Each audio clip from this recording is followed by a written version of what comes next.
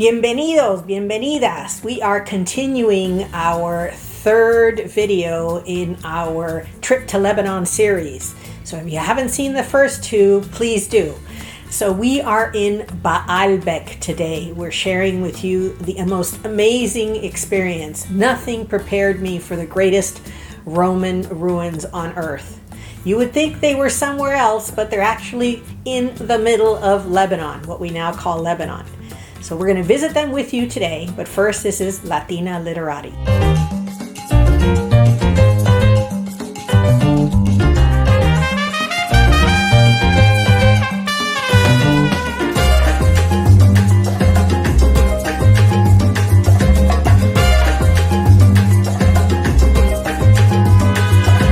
The great temple complex of Baalbeck, or Heliopolis, City of the Sun, as it was called during Roman times, is in the middle of the Bekaa Valley. In fact, Baalbeck means sacred place in the valley of Bekaa. It is on a higher site. In other words, it's on a plateau in the Bekaa Valley where it has been a sacred site for at least 6,000 years. Some say double that. And we'll get into some of those details. But Baalbeck is absolutely beautiful. It's fascinating, and truly nothing prepared me for what we would visit on that special day. So since the early Bronze era, there have been settlements because of the fertile lands around the valley, and graves and other discoveries have shown that at least for 6,000 years there was something here. There was a place of worship. That's how long human settlements have been coming to this place to find religious rites and worship. We've spoken of the Phoenicians before, and it is the Phoenicians that first established city-states in these areas. And they also had a religious complex here. Their religion was based on a trinity: the father Baal, the son Alayan, and the daughter Anat. So you have this holy trinity of father, son, and sister, each representing very different things. For example, Baal is represented by the thunderbolt that ends in a spear. His animal is the white bull.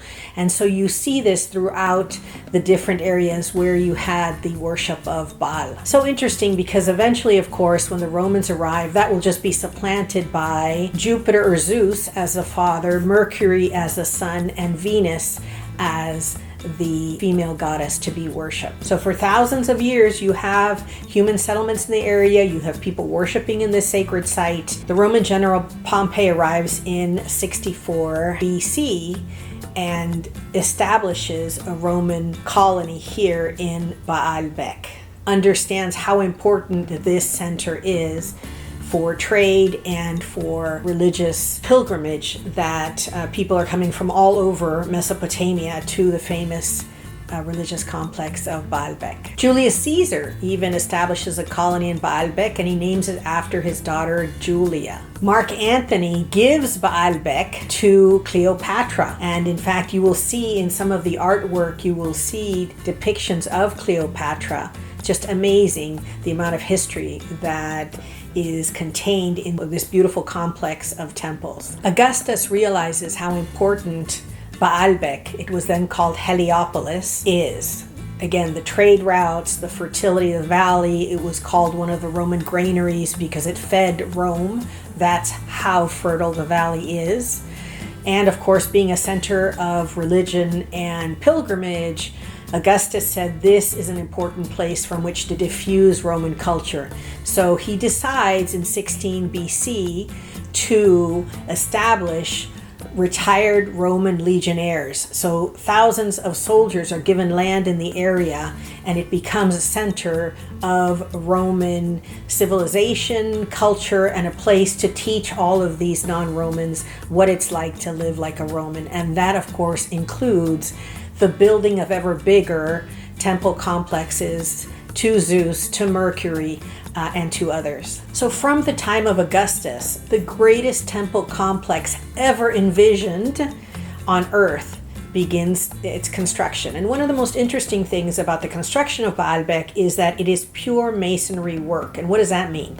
It means that these monolithic, some of the largest building blocks ever found, are put in place, and there's very little put in between them. They're held together with different types of kind of clamps or clasps that are covered in iron. But the important thing to understand is how huge this monolithic building material is. It comes from nearby, some of it comes from nearby quarries, but some of it comes from as far as Aswan, Egypt. So these beautiful columns made of Aswan granite are brought in, and we can only imagine that they're brought in these huge ox carts through the Sinai, through Palestine up to Baalbeck. Can't imagine how else, perhaps by ship as well, although they would have been very, very heavy. So amazing that there's a wealth of building materials, not just from the beautiful, lightly sand-colored stone of the area, but also from as far away as Aswan, Egypt. Truly magnificent buildings. They just take your breath away. That's how beautiful they are. I can't describe it in any other way. So the monumental architecture of this temple complex has no rival in the known world.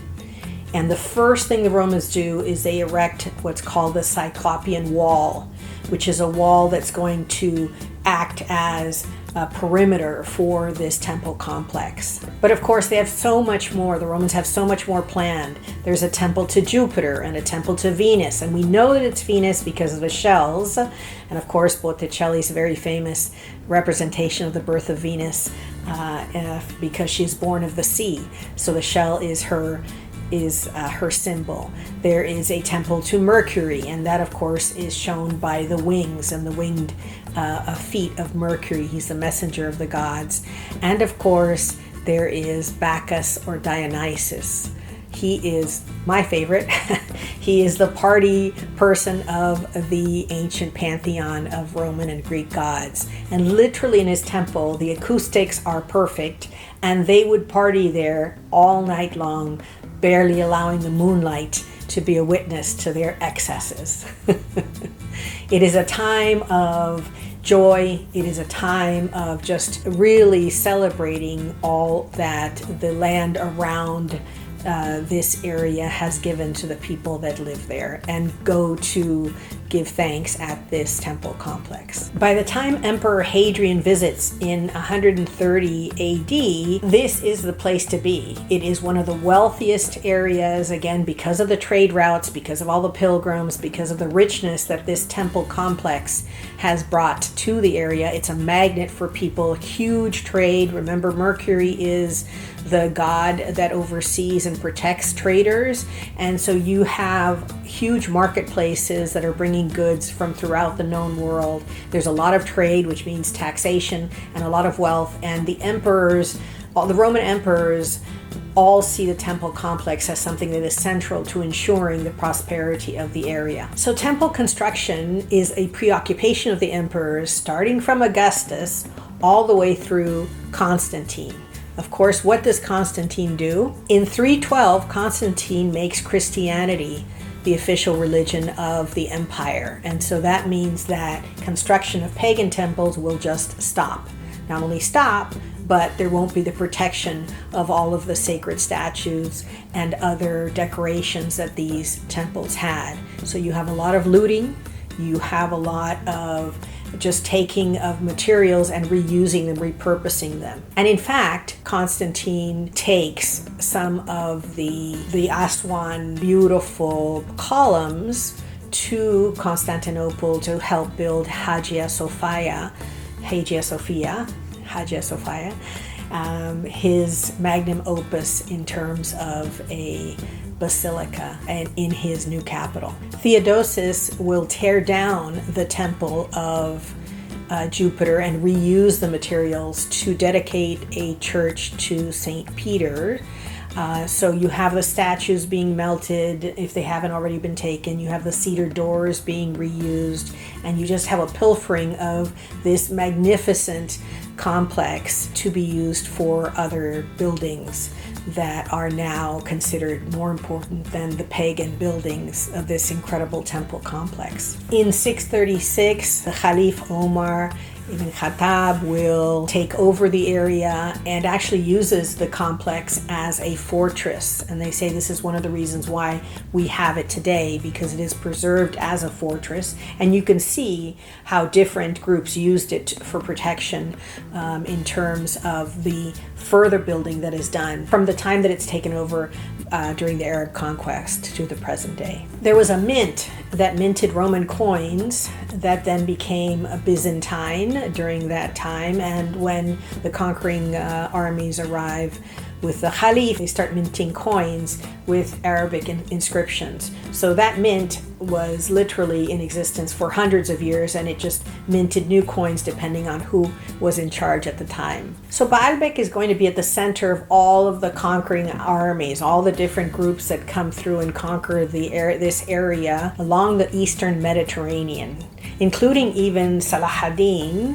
His army arrives in 1175. The Crusaders arrive in 1176. They are under the command of Raymond de Saint-Gilles, and so they also use all of this complex as a fortress.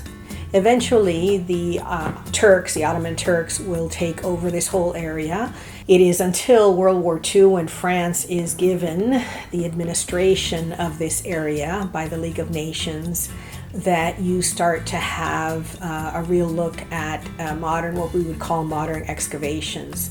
There are a couple of plaques very interesting there. One of them is to Kaiser Wilhelm of Germany, who in 1901 visited Baalbeck and was so impressed with what was there, he actually sponsored what is considered the first modern excavations to take place. And unfortunately, the way that modern excavations took place in those days is that you would just destroy until you got to the bottom layer, as opposed to now where every layer needs to be preserved to understand the different civilizations, one on top of the other, that used this area for human settlement and for religious purposes.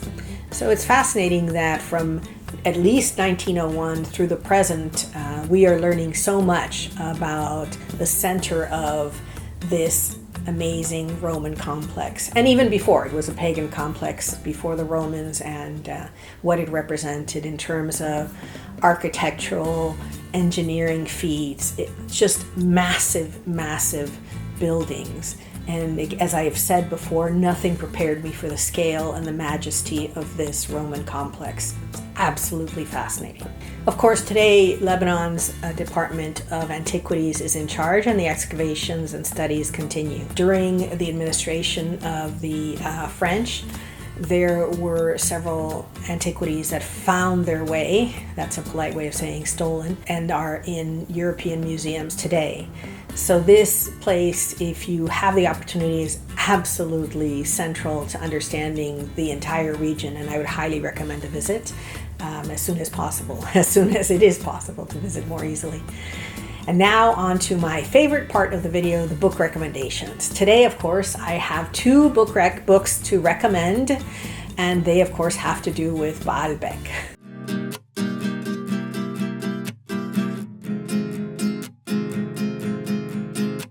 The first is The Enigma of Baalbeck by David Ritchie. And so really interesting, because the enigma is, did pre-Roman building masters build this, or did the Romans? I don't see that as an enigma. I mean, you can see that there is pre-Roman engineering and architectural mastery there, as well as the logistics, the ability to bring things from quarries to place them in this area. And then you have the Romans, and the Romans build in the Roman way. So you have the different columns, and you have the arches, and you have the things that represent Roman architecture. I don't see it as having to choose either or. I think that there are levels And what was done before was simply used as a basis or a foundation for that and what was done during Roman time. It's still an interesting book, and I think that the depth and the details and knowledge of David Ritchie are worth exploring if this is of interest to you. And as always, look in your library, look at your local bookseller, because they may have these books for you. And if not, we will include independent bookseller links in the description box should you decide to acquire the books new or used. The second book that I'm going to recommend for you today is The History of Baalbeck by Michel Alouf. He was actually in charge of the area under the Lebanese Antiquities Department. And so he, of course, has access to incredible depth of knowledge in terms of excavations, in terms of the wealth, and the detail of what is Baalbeck and what we should know about it. Really is a center, an important center of human settlement and civilization for the entire, what we would call, Western world. So again, fascinating books, highly recommend them. And I just thank our guide. She was amazing. Baalbeck was a wonderful day, and it was just a really special moment to uncover this unknown wonder of the world. Thank you so much for joining me on this joint journey. We're a community, so I would love to hear from you. Have you been to Baalbeck? What other Roman ruins have you been to? What do you recommend? We'd love to hear from you. What you're reading? What are you reading this summer? We'd also enjoy hearing from you. As always, we wish you mucho salud, mucho cariño, mucho amor. Gracias.